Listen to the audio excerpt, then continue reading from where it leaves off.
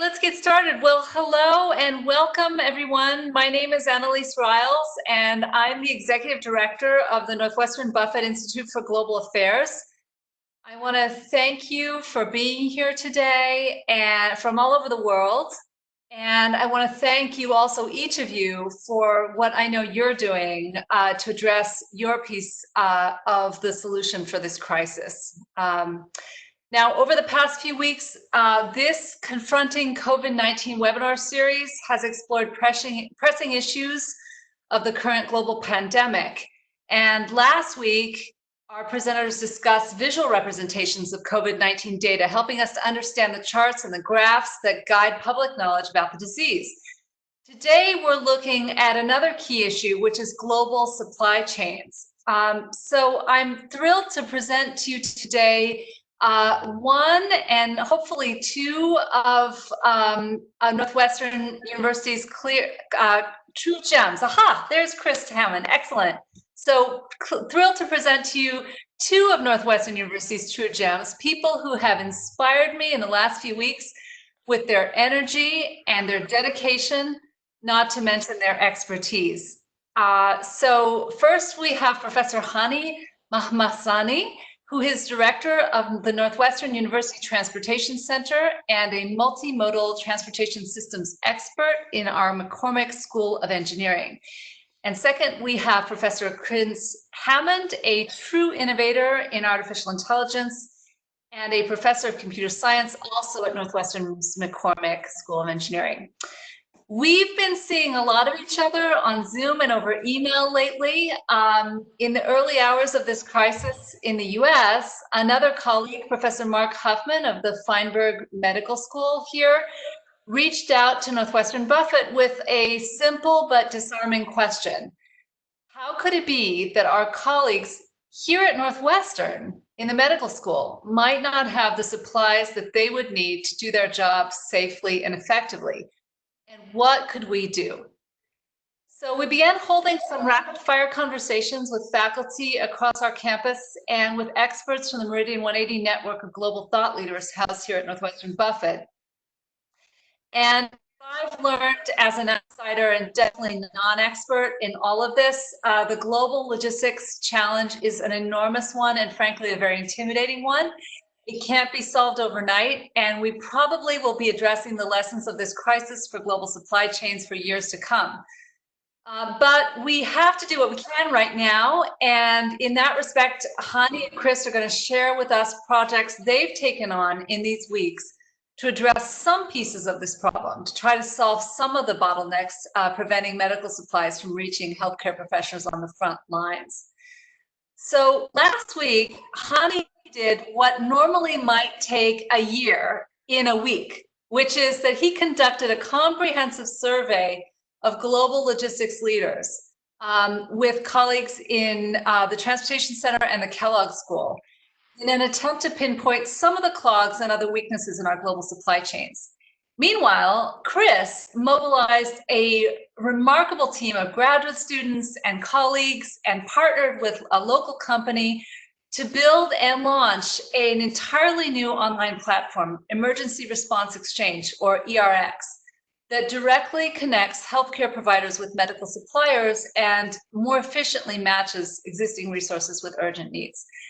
So welcome, Hani and Chris. Thank you both for what you've done, for your great work and your leadership, and for joining us today to share some of your contributions in confronting COVID-19. So maybe, Hani, we'll start with you. Could you tell us a little bit about your survey and what you found? Okay, so thank you very much, Annalise, for inspiring us and motivating us to move forward with this investigation. Let me mention at the onset that our center is also has organized a series of asynchronous virtual roundtables with industry leaders. We started the first one last Thursday, featuring 3 leaders from industry, and then we have another one coming up this Thursday at 3 p.m. and it's open to the public, and you can find the link on our website at the Northwestern University Transportation Center.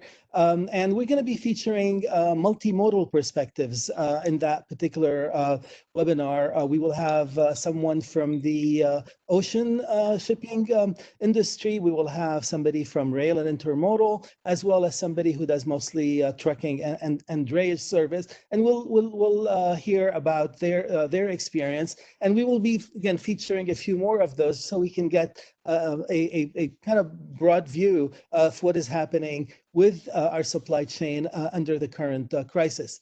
Now, going specifically to the medical side, of course, we're all aware of critical shortages of protective, personal protective equipment, especially masks, and also of ventilators. And these are very different kinds of products. The first is a mass market commodity, if you want to call it that, where demand is in the millions. The second is a highly specialized, high-cost machinery, where with smaller demand, but very critical in this crisis. Normally, hospitals and medical suppliers maintain only as much inventory as is needed for regular operations. So they may have a cushion for fluctuations, but when you have a larger surges, you tend to work with your neighbors. You try to collaborate, you identify possible sources, and the transportation side can get it to you fairly quickly. The issue in this case is really one of suppliers. It's an issue of sourcing. That is, where do we get this protective equipment? A lot of it typically comes from China, from the Far East, and of course we know what is happening there.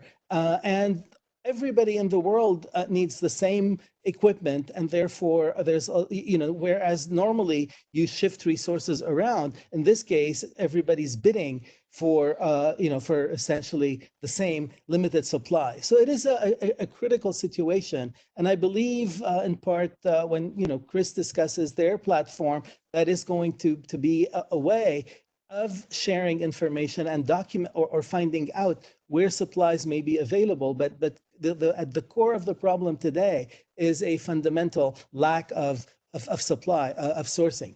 So we conducted, as you mentioned, Annelise, a survey of our Business Advisory Council members. This is a group of industry, of companies and individuals who serve on the Advisory Council for the Transportation Center here at Northwestern.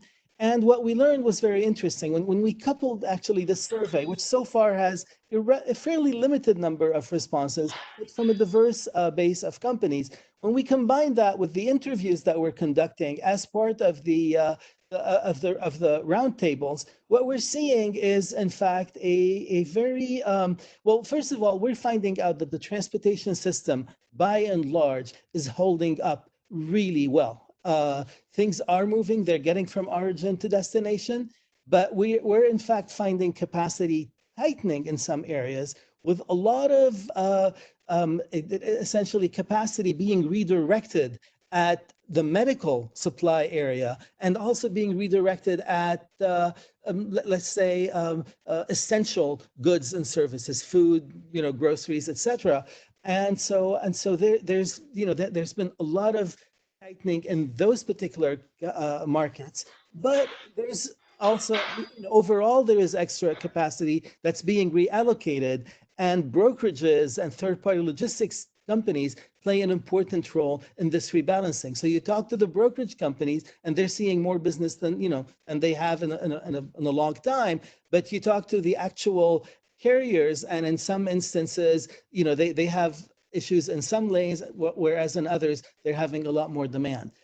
The main concerns in the supply chain are at nodes, at terminals, at ports, warehouses. Social distancing practices are increasing delays. Employees are reporting sick, and they're forcing certain shutdowns, generally adding friction in the system. But by and large, the system is delivering that which is available. There are capacity concerns for international supply chains. Of course, ocean has seen a huge reduction from China and now from Europe. And that's a little less relevant for urgent medical supply, but also air cargo capacity has reduced, because a lot of cargo normally moves in passenger airplanes, in the bellies of those planes. And of course, those flights have ground to almost a complete halt. So what is now still moving in air is commanding a very high premium in price, actually, and things that have to move are moving, but that's been a significant challenge. We're also, what is interesting is we're seeing more collaboration among all actors along the supply chain, including competitors, especially those who are working with some of the large Fortune 50 companies. But the biggest concern is with sourcing critical products and components, especially from China. And so we're expecting more onshoring, nearshoring, and diversifying sources. And that will be a major consideration, I think, going forward for medical as well as for most safety and economically critical products. Now, to show you some of the results of our survey, and if I may share my screen here with you.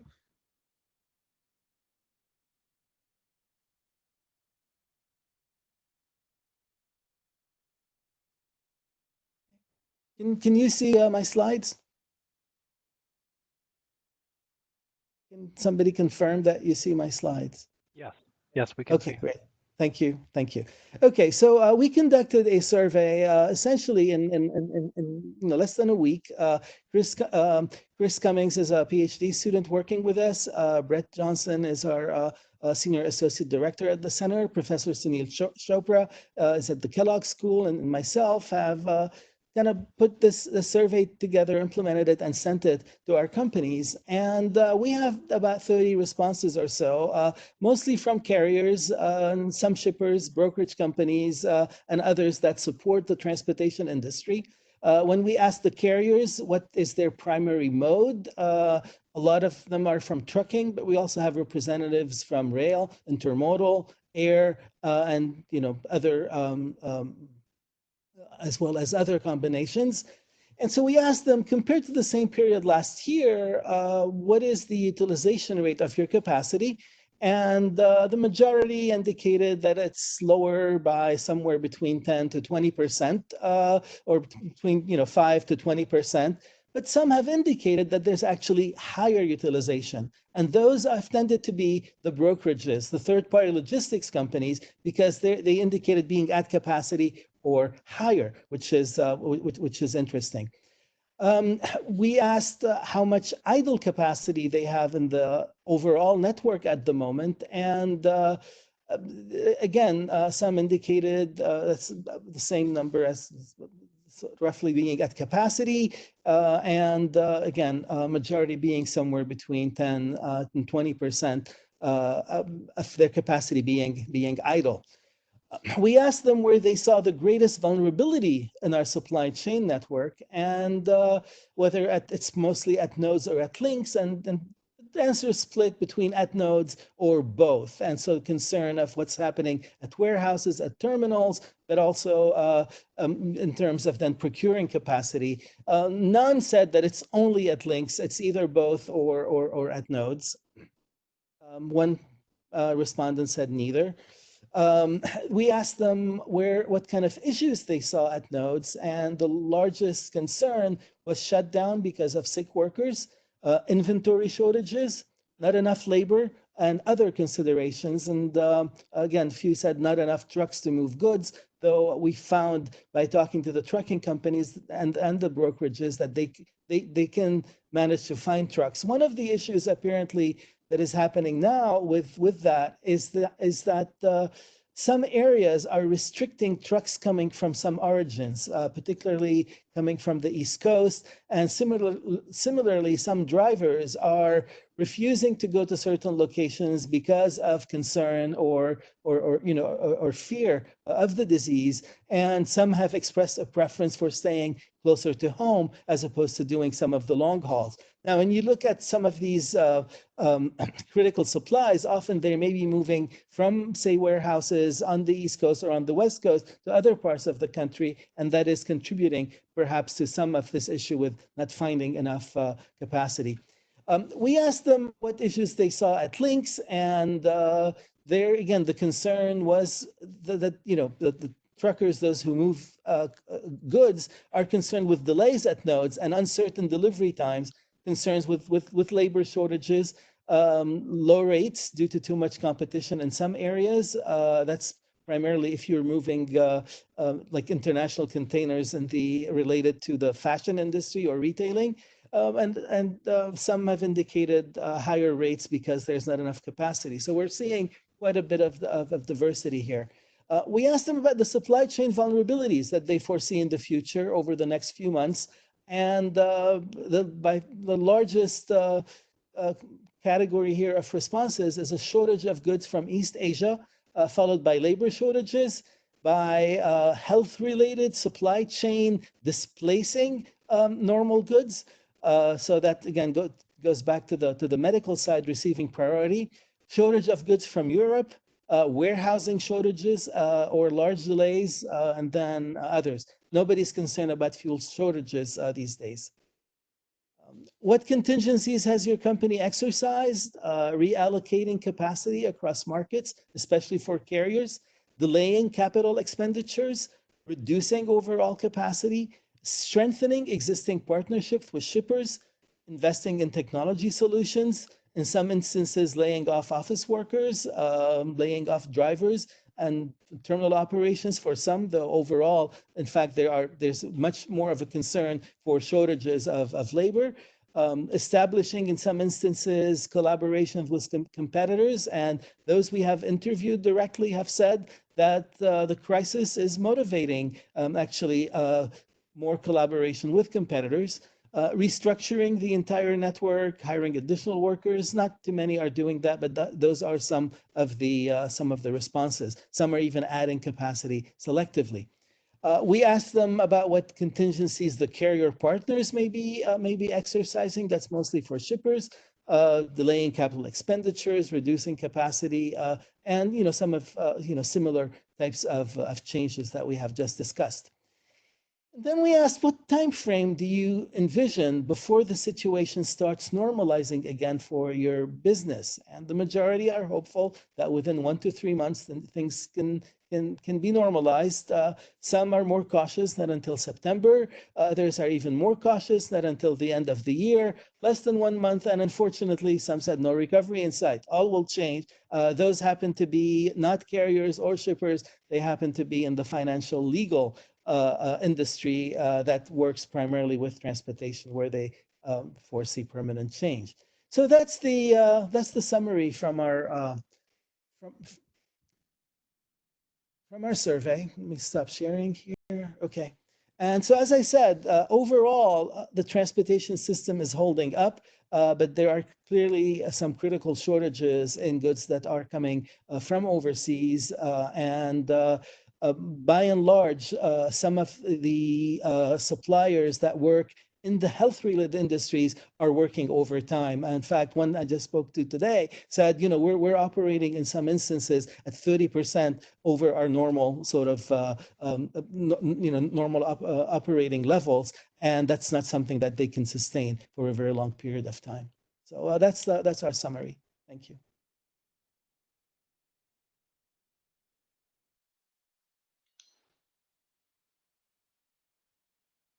Can you hear me? Yes? I hear you. Great, excellent. Thanks so much. That's great.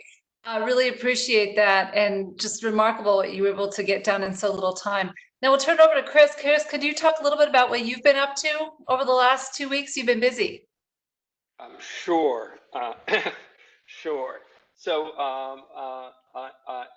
Annalise brought us in a few weeks ago, and with in the original conversation was really about there's data out there around the spread and whether or not my team could put together what's functionally using the data to build out a model of that could help us predict what what the numbers were going to be. And we were kind of okay with doing that, but the reality is that the data, from my perspective, the data wasn't ours, so we had to go find the data, and that there were other people who had the data, and they were going to work on that, and it was like I didn't want us to work on something that someone else was going to do, because although it would be fun, it might be useful. There were going to be people who were going to work stronger, faster, better, in the near term than we would. But there was a problem that came up in the phone call, and Annalise mentioned Mark Huffman, who's over at Northwestern Memorial, and essentially what the problem is that you have people who have genuine needs. That is the medical organizations have genuine needs across masks and ventilators, gowns, beds, partitions, and you have suppliers. And there were traditional methods of getting those needs met. That is through the traditional supply chain. But there were lags, and then there were shortages, and there were places where some of these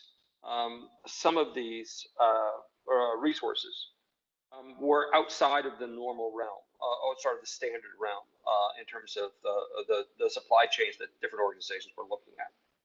And it became obvious to us that a thing that we could do was to connect people who had needs with people who had resources. And so we signed on to do that. And I got hold of my two people to begin with. One was Andrew Paley, who's one of my senior graduate students, who has worked with me for a decade. He was with me. I met him when he was a master's student in journalism at Medill. He came with us when we went over to. He came with us when we went over to start narrative science, and then when I came back to the university after being on leave, he came back with me to become a PhD student.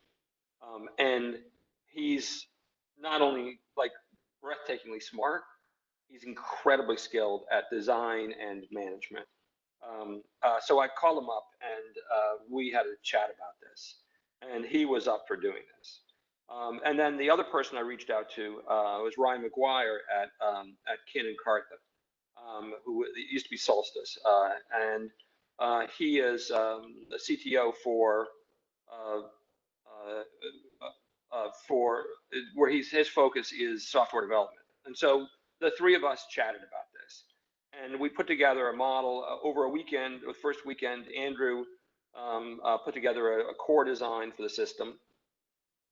We pulled in all my other graduate students, and a woman who works for me in project management to manage us, to make sure that we got things done.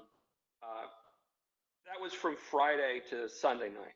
Sunday night we actually had a plan, a design for really two systems. The first was an exchange, and that is a place where you log in, you get into the system, and you can say, this is what I need. And we started out with needs that were based upon data that we got from Mark about what the particulars were, so that people didn't have to come in and type. They could just select, and boom, and their needs were presented to the world. And on the other side, people who had resources could log in and say, here's what I have. Now, the act of saying, here's what I need, now it was set up to connect you to here's what I have. And the act of saying, here's what I have, connects you to the people who have needs. And this was all first weekend. On Monday, we ran into a fellow by the name of Gary Cooper, who is the CEO of a company called Reaply. Now, Reaply also is an exchange. They're commercial. They have a commercial product that they sell into large organizations for when you have excess capacity, excess supplies within the organization. You say, I've got this excess of this, and then people who have needs can go find those. And it's very similar to what we were working on, but there's a difference, and that difference is they built a commercial product that was aimed at people sort of leisurely browsing, because that's what you want to do with a commercial product. You want to have something that's like eBay or like Amazon, that it feels like, well, I'm looking around for things, or I'm offering things up. And we had a talk with them, and they had already been thinking about and were up for taking their product and ripping almost everything out of it. And that's from an engineer's point of view, that's an interestingly different kind of problem. But we gave them our design specs, and we worked with them in terms of having conversations with users to understand what the users' needs were. And then we offered up our team and our project management to help out. And so we've been sort of working in lockstep. But we have now two products. One is the exchange, and the other is a resource map. And the idea behind the resource map was taking the data from the exchange and get to why this is important, and from other exchanges, and using those to be able to create a map, not just where the virus is and how it's expanding, but where the needs are. So that you can look at the map and you can see where there are needs that have to be addressed. And you can drill down down to the county level. And the notion here was that if you can do that drill down within a map, you can then enter the system and present whatever resources you have. And so we have these two things working in lockstep. Now there's an odd thing that happens, and that is, we like to think of ourselves as clever people, but we're not that clever. So there are other groups working on this, and there's a group, N95, which is focused primarily on masks, but other PPE, that is, personal protection equipment, and we, from our perspective, was like, if we were duplicating efforts, we wanted to join. And so we've been being pretty aggressive about, for us on the resource side, on the map side, making sure that we have data from all sorts of other sources coming in. And we're looking to, actually, for our undergraduates, we have a set of projects now that are aimed at getting more data and integrating data into the resource map, and then us being integrated into other exchanges. Reaply launched on Monday, and so they're beginning to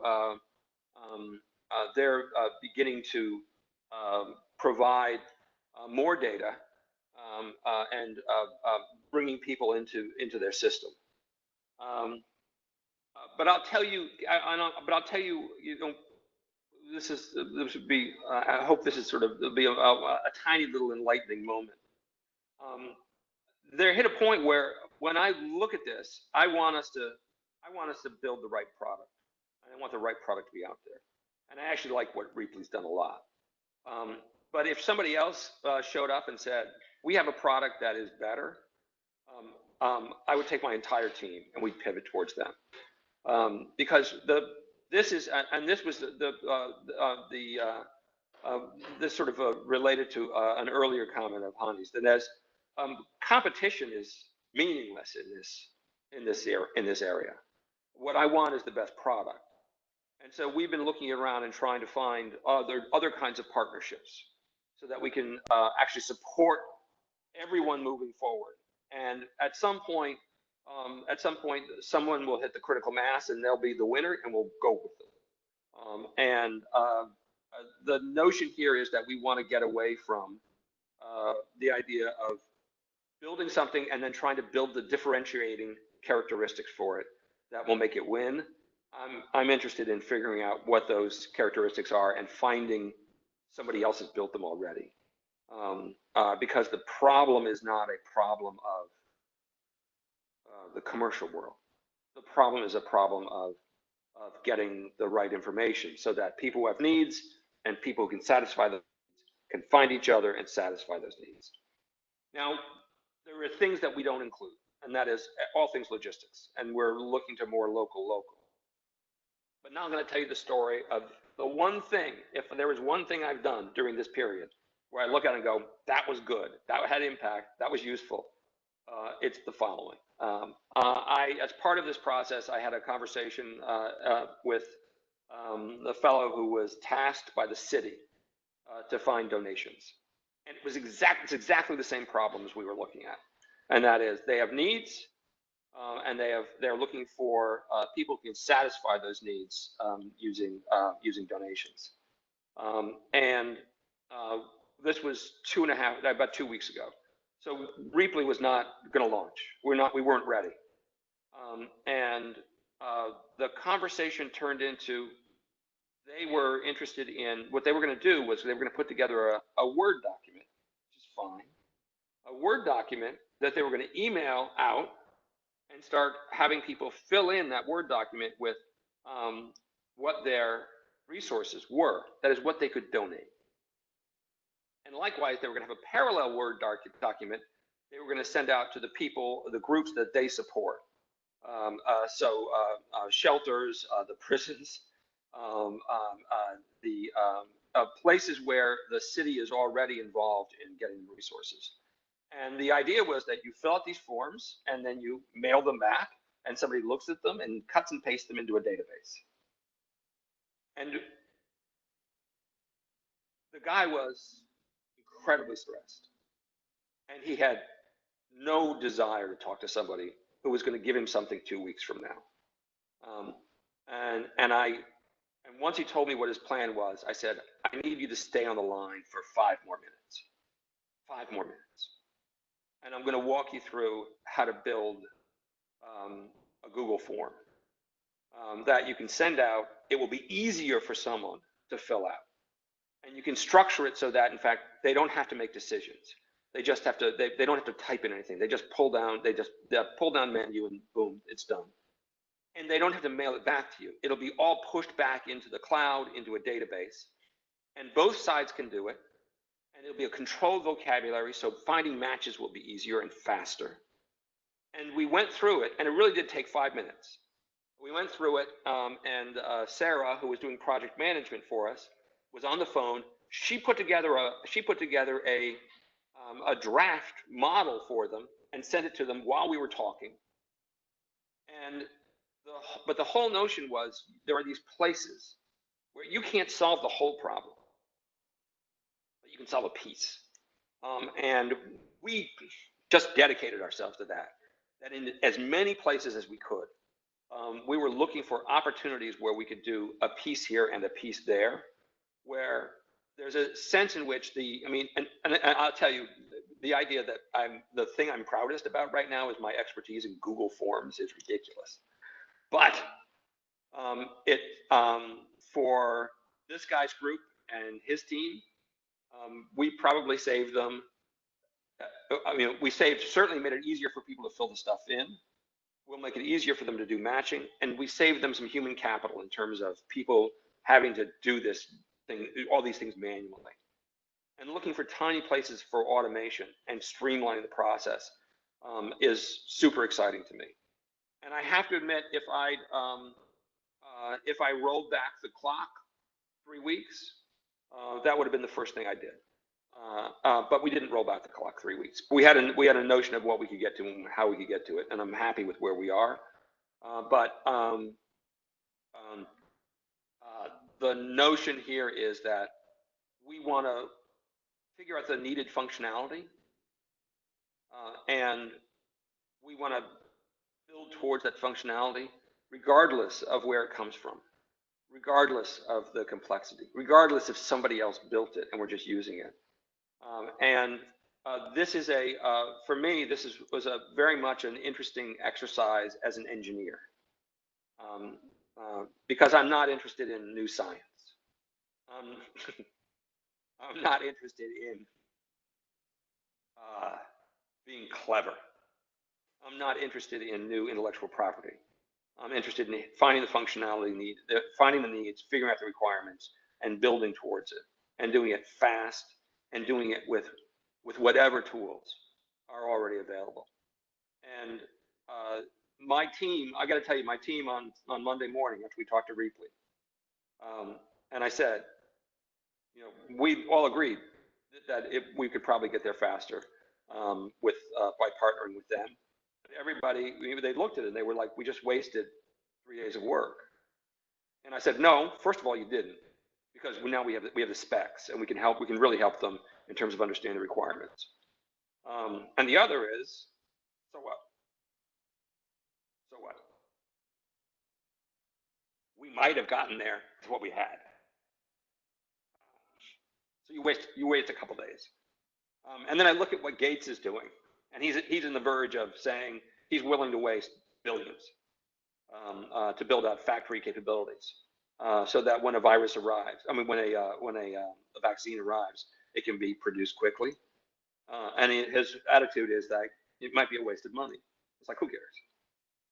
And that's what I think this time has given us. And that is, you've got the stuff we want to build, and we need to build it. And if I have 5 teams building it at once, and one of them moves forward, then all 4 teams should go with them. And that should be the attitude. And I have to admit, I think that's the attitude that we should have towards science. It's the attitude I think we should have towards engineering. That it's not about winning. It's about hitting the mark and having everybody hit the mark. So that's what my last 3 weeks for me have been. So I'm sure everyone can see why these guys inspire me so much in what they do. Thank you both so much for that. And I just want to start right where you ended off, Chris. But before I do that, I just want to say, anyone with questions, could you just type them in the chat section, and I'll pose those to these guys right away. So, Chris, you're talking about, where does creativity and meaningful innovation come from, right? I mean, you're talking about how we collaborate and the kind of humility it takes. I mean, the image of you, like, one of the smartest computer scientists in the world helping somebody with a Google form just blows my mind. Like, so, that kind of humility and willingness to sort of do what it takes is really inspiring. And you suggest to us that wasting time sometimes is what it takes, and wasting resources is what it takes to really do something truly significant. I wonder if you could both talk about the collaboration process, because I think, Chris, for you, it's not just been about engineering, right? You've had to work with private companies, you've had to work with people in other disciplines that you're not maybe used to working with, whether it's doctors or wackos like me and anthropology and law and other folks. And Hani, same thing. You're talking about working across the difference between universities and the private sector and with people in all kinds of different fields. What are the frustrations in that? What is there a charge that's exciting in it? What's the value of it? Could you talk a little bit about that, what that process has been like the last few weeks? Well, if I may address just one point related to Chris's platform, which is a very exciting, I think, capability. And as we had discussed previously, once you have identified resources and you have people who need them, you have to move the stuff. You have to get it to them. So there's a logistics side. And I'm pleased to report that we pitched that idea to the CEO of one of the leading third-party logistics companies in town, Echo Global. And he basically said, yeah, that could fit directly into our platform. And that will then, essentially arrange or find the capacity to move those goods. So that option exists, and they're definitely willing to collaborate and work with this team. And I'm sure other brokerages might be also, might offer their services. Just this is one that I happened to talk to, because we interviewed him for our first roundtable, and we mentioned this to him, and he was again, he's willing. He basically said, just contact me directly and I'll make that happen on our side. So there's the logistics end of it, moving things is also quite important. Going back to collaboration, the transportation business is generally a very competitive business, and trucking margins are typically fairly thin, and so, there's a drive for efficiency, there's competition, all the, that goes all the way from, the service that you provide to cultivating relationships and so on. But to the one, everybody we talked to during this crisis, they all are mentioning that, yes, we are this crisis is motivating across competitor collaborations and discussions. And so there is that sense of mission, I think, that our industry is demonstrating. And we're really proud to see that. For us as a university center, as a research center, we gain so much from our ability to interact with these companies and with the public agencies that work in this domain. We're an applied field. We're an engineering based. We do economics, policy, etc. And all of that relates to a real world. And unless we engage with our companies, in these times, and we learn what issues they are facing, our research is not really relevant ultimately if we don't do that kind of engagement and that kind of collaboration. So we value that highly, and we're grateful to those leaders in industry that are willing to engage with us here at the university.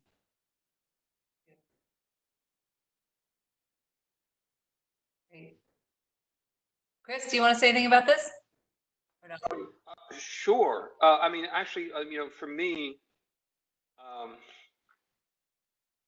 I mean, the sort of the world of the world of collaboration and working with people outside of computer science it's a world I signed up for a long time ago. But the thing I always find interesting is that no matter, I mean, and this is not about outside of computer science. Everywhere, there are these moments where when you've got to change something, that what you end up with is you end up talking to people who are used to the way things are. Yeah. And sometimes you've got to bump them out of that. And I got to tell you, we really, the Reaply people, I'm super proud of them. I mean, I'm really super proud of them because they had a product. And do you know what it's like to take a product that you have and rip things out of it because they're not going to be helpful today? It's like really painful. And we were super supportive of them, and we were trying to help them as much as possible, and they did like a great job. But almost everyone we talk with is sort of they're used to the way they do business, and they think about moving forward by thinking about changing the details of the way they use business instead of pulling back and saying, okay, it's a different business now. There are a different set of constraints. There are a different set of problems, and you have to actually wash away every decision you made yesterday, because those were decisions for a different world, and now you've got to be thinking about how you do it today. And that has been, getting people there. It's not difficult, but you have to remind them of it. And then, Hani, we've been reaching out to groups that should be competitive with us, and we're very straightforward. We're not interested in competing. We want again to hit the mark, and that has been phenomenal in terms of working with other groups. And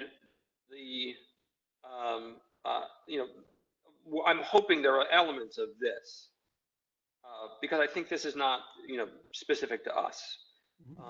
But I hope there are elements of this that actually survive this process, and that is understanding that if you can identify the end goal and the end goal is shared, it really doesn't matter who satisfies it. It just doesn't matter. It's wonderful. And that's, I think, for me, the big takeaway. It's great. Thank you. Also, what a great learning experience for our undergraduate and graduate students who are part of this project as well. So thank you for that. So there are a bunch of questions here. One is people want to know how, if they are in need of supplies, how they can get on the platform. And I'm going to ask Ariel, who's supporting us, if she can put the website link in the chat, if that's okay, as well as Hani's, the link to Hani's webinar series, if that's okay, Ariel. Is that all right? Thank you. So that people can access that right away. That'd be wonderful. Okay, so we've got some questions about the big picture situation. So people want to know, If either of you can comment on what seem to be competing narratives out there between state governors on the one hand and the federal government over supply shortages and disruptions to the supply chain. So on the one hand, the federal government seems to be telling us that everything is going fine. On the other hand, the states seem to be saying that everything is definitely not going fine. Hani, your survey seems to suggest a pretty happy, sunny picture. I don't know if you want to comment. What would be your comment on this dispute about the facts? I wouldn't call it sunny happy, but I think that I think it's doing the job under difficult circumstances, and those folks are heroes as well. The folks that are moving the goods, etc., the supplies, and they take pride in that. And I think they're doing it in part out of a sense of mission and responsibility. I think the issue of competition in general between states and potentially the federal government, it's very interesting because historically or typically the way we deal with crises is by collaboration and by borrowing. Okay. And so, if there's a big fire in Evanston, you get the fire trucks coming from Chicago and Skokie and so on. But now everything is on fire in some ways here, and that ability to borrow resources from your neighbors is not quite there. And similar, and if the problem in a country, other countries will send them help. Now, most countries of the world are kind of dealing with their own health issues in that regard. So this is where we go back to a fundamental, I guess, shortage. And in this environment, then, we do have a system that is largely decentralized, where a lot of the immediate response starts at the local level, then goes to the regional, and then goes to the state, and eventually it goes to the federal. This is clearly requiring, I think, cooperation, through that chain, and states have to advocate in this system for their own needs, and I think the federal government needs to be allocating among those. There's different views. Incidentally, the roundtable we did last week, the gentleman, Mr. Gene Soroka, is the executive director of the Port of LA, but he has been appointed by Mayor Garcetti in Los Angeles as the chief logistics officer for the whole medical response. So he is in position now where he has to look for sources, etc. But every major area has to kind of have local level leadership to move this forward, because the federal government here is really not set up like it is, say, in France, or where national government exercises that control. This has been a very decentralized system, and some tension is bound to exist depending on which side you hear. Some will say, we're getting good cooperation, but fundamentally, it's not a question that people are holding out and they're being stingy. In the sense that there is a fundamental shortage of ventilators and so on, and until that production is ramped up, ultimately that is going to continue in one way or another. That's my take on it. But you're the policy expert. I'm sure you'd have a lot to comment on that as well. And specifically on there's a question about one of the elements in your survey, which is the question of the labor shortage. So what would be your prediction, or do you hear predictions from the folks you've been talking to about the delta for workforce capacity over the next 3 to 6 months? I mean, how big is it going to be in this field? What would the needs look like, do you think?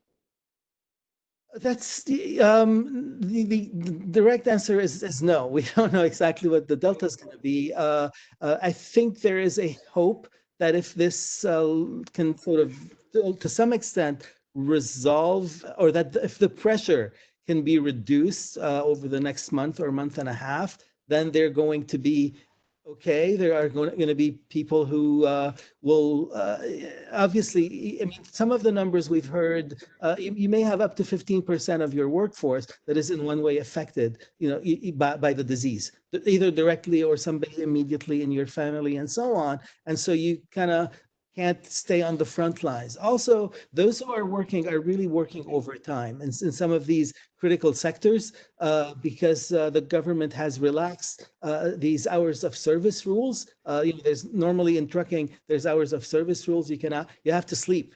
Basically, they require you to sleep so that you don't have fatigue, etc. All of these rules have now been relaxed so that drivers can work longer hours so they can meet these needs. But it's almost like people don't really even want to go there in terms of what's gonna, what is either the shortage is going to be, because there will be some reallocations because industries like those who depend on containers coming from overseas, etc., are having to either lay off people or kind of change the nature of their relationship with them, put them on on different kind of on a contract basis as needed, etc.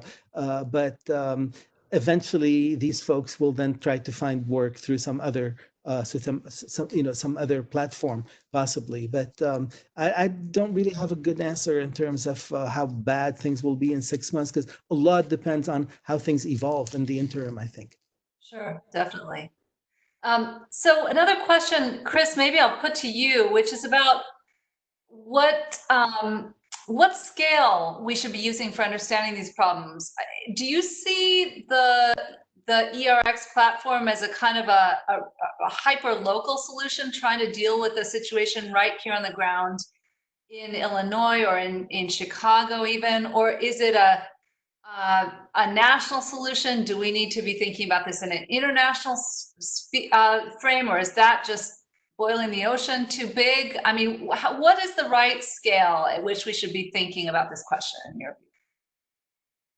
That's an excellent question. I mean, there's this odd thing that when it comes down to developing software, and it shows up in Replay. There's a thing that we call technical debt, and that is if you build something in a way that solves the problem in the moment, you might not be able to scale it, and so you build up debt in terms of you have to go back and rebuild and create something new. In our conversation with Replay and what they've been doing is that they have been trying really hard not to build up too much technical debt with regard to national, while trying to get to move as quickly as possible in terms of Illinois. And this is always a tension. So it's really built to be something that will scale nationally. The problem with scaling internationally is language. I mean, that's it. That is, once you move into non-English speaking locales, you have to go through and make sure that everything is intelligible. That's not a huge a huge piece of work, but you have to do it over and over and over again. So I think that from a scale point of view, it was, let's address Illinois. Let's not ignore national. And if the system is successful, then we'll move it. Then we'll figure out ways in which we can move it with the language issues internationally. But I would say it's designed for national, aimed at Illinois. But this is one of those places again where we're not. We need to be able to see if it works and is effective and is helpful. And we don't want to push things out nationally if it's not, because I don't want to get. I mean, we could crowd the space. Yeah. And I don't want to have it. I don't want to create a competition where there is no competition. And so we're looking at it from a very much an Illinois perspective, moving it into national. On the resource map side, we started off national, and we started bringing in national level data because we could, and it made sense, and the work was exactly the same. And that's always nice, but it's not international again because of language issues. We're not in a position where we can show people what's going on across the globe from a map perspective, because we're just not we're not in a position to do to do the globalization engineering, but we can do it nationally. And that's kind of the short answer. Kind of, I have a tiny little, and I don't want to be political, a tiny little comment about the earlier question of, you know, the states versus the feds. Here's the problem, and this goes back to, you can't do things the way you're doing them. I love capitalism. I mean, I really love it. It's fantastic. It's a marvelous, marvelous thing. But if every single one of the 50 states is competing against the same resources, the capitalism is not our friend. And one of the roles of the feds, we should have been to step in and say, no, we're gonna just grab all this stuff and we're gonna allocate by need. And the problem is that in the midst of trying to convince people to do that, they think you're arguing against capitalism. Yeah. They think you argue against the way we do business. They think you argue against the values of the country. But in fact, you're not. You're saying, in this moment, with this, here's what you got to do. And you either do it or you don't. And if you do it, you might be able to actually be useful. And if you don't, you're not going to be useful. And it has nothing to do with your political philosophy or your economic philosophy. It has to do with, there's a problem that needs to be solved in the moment, and solve it. And so, you know, it's a struggle.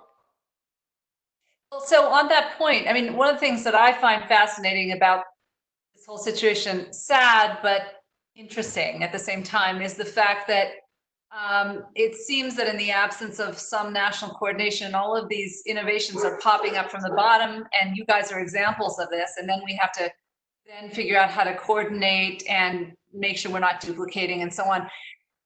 After you both launched your work, we had something interesting happen at the policy level, which is that it seems that the federal government is now possibly invoking the Defense Production Act, which suggests more national coordination.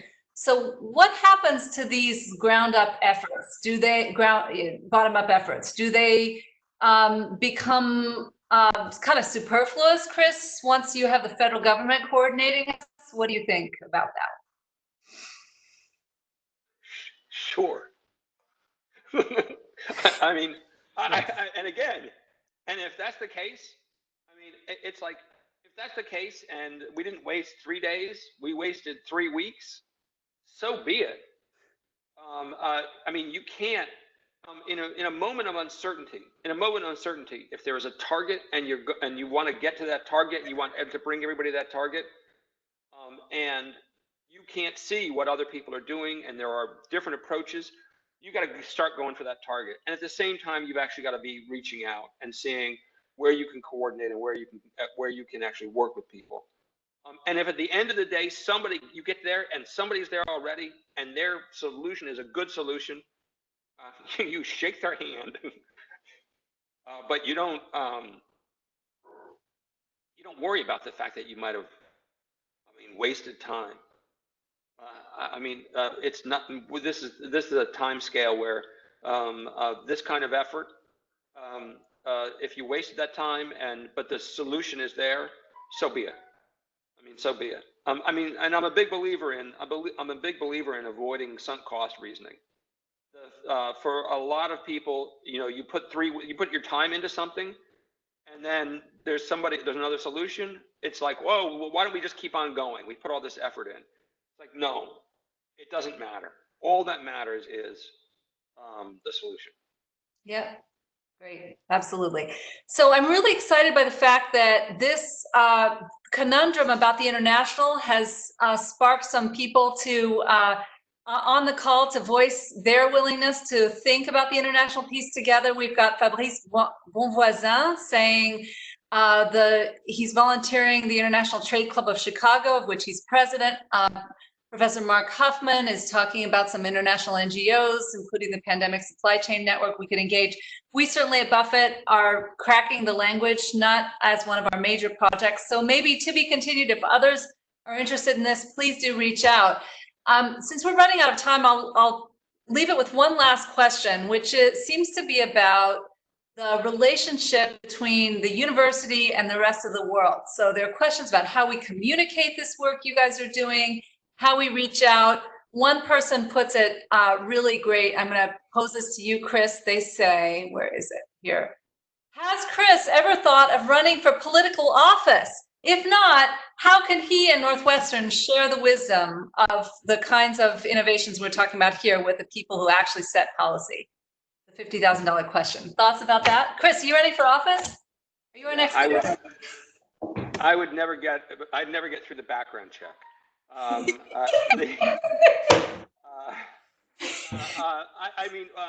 So we've, for this project in particular, we reached out to the people at, there's an organization, P33, which is a civic organization in Chicago, which is aimed at upping the visibility of Chicago technology and trying to support it. We reached out to it's an odd name, the Chicago Innovation Awards people, who we've worked with in the past, and for each one of these, the reason we reached out is gravitas and Rolodex. So there are people who have much more gravitas than I in each of these organizations, and they have a better Rolodex, and they can reach out and they can send out messaging. Likewise, reaching out to ITA, even reaching out to the Economic Club in Chicago, because there are people there who are well-established thought leaders in the city who can help with dissemination of information. And then for me, it was reaching out to you, reaching out to Julio Otino, my dean, reaching out to Invo, and using, I'll take anybody's Rolodex. I'll take anybody's Rolodex, anybody's voice, anybody's connections, and use them as much as possible. We do work with the not-for-profit side of Underwriters Laboratory. It's like their Rolodex, and it's like just keep pushing it out. There's actually a great piece of work by a guy by the name of Duncan Watt, who is a social scientist. He's a computational social scientist, and essentially he debunked the notion that there are these great network effects of things going viral by, I tell two friends, they tell two friends, they tell two friends, and it goes exponential. That just doesn't work with information. What works is you find 5 people who have a voice, and you give the information to them, and they will communicate to thousands, hundreds of thousands, millions. And so we've been trying to find those voices as much as possible. Great. Hani, any thoughts about this? I'm relieved nobody wants me to run for office, so that's no, I do think there's really a fine line, I think, here in terms of how much one can rely, on any particular entity to solve this really complex problem, and it's not evident that there is the capacity at even at the federal level, institutionally, to be able to deal with all aspects of this, beyond the abilities of some outstanding capabilities that may exist at a local level. And so I think you want to be able to channel all these forces together. From our standpoint, really, as a university, we have to be relevant. We have to remain relevant, and we have to, to some extent, exercise our role in, bringing new information to our stakeholders, and to contribute as well to our students' understanding of these particular issues. So on both in terms of our external stakeholders and our internal ones, I think we have a role to play, and we just have to step up ultimately and play that role. Wonderful. Well, thank you both. I'm sure everyone can see why I admire you both so much. I've learned so much from you and from your energy in these last few days. Thank you for all you've done. Folks on this call, if you're interested in these projects, please do reach out. Ariel is sharing websites and emails, and please do join us. There's plenty of room for all in this. Next week, our series continues, and the topic next Tuesday, April 14th, will be the impact of this crisis on political polarization in this country and around the world. And our guest will be Northwestern Professor of Political Science, Jamie Druckman. So please join us for that. Please do follow Hani's webinar on Thursday. And until then, thank you for all you are doing, and be well and stay healthy. And thank you to Chris and Hani. Thank you, everyone. And Bye. thank you, Annalise, for your leadership. All right, thank you, and your Annalise. This support. has been Thank great. you. Thanks. Bye. Bye-bye. Bye-bye.